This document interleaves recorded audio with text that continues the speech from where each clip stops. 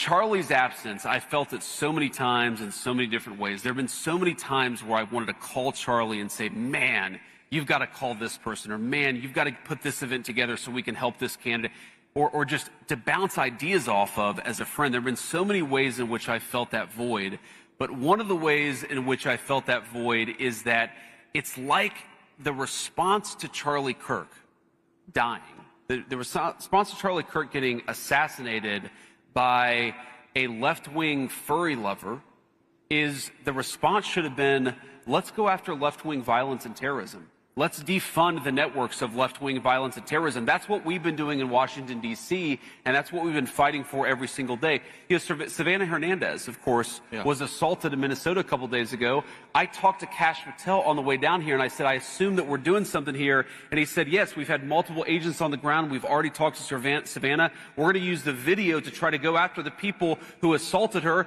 and then try to defund the networks that fund those radicals who are going around assaulting activists. That's what we should be doing.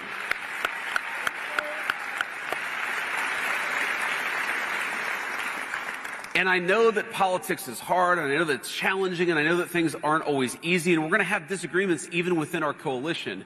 But if you're going after Erica Kirk and not the people who are trying to destroy the United States of America, you're part of the problem, not part of the solution.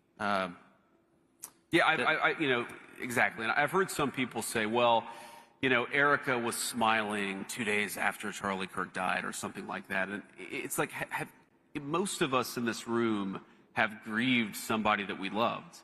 You know, maybe, hopefully not a spouse who dies in the prime of their life, but when you deal with somebody who's grieving, it's always this weird combination of emotions. It's intense sadness, intense affection. It's, you know, you sort of love that person in that moment, maybe more than you ever have because you feel their absence. You think about all the happy moments that you had and you can't help but smile, and then you remember they're not there and you can't help but sob.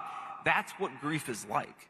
And so, again, if your instinct is to go after not the left-wing radicals who are assaulting Savannah, or not the people who shot Charlie Kirk, but if your instinct is to go after a young mother because she's grieving in a way that you find you find wrong, well, why don't you stay in your lane and mind your own business?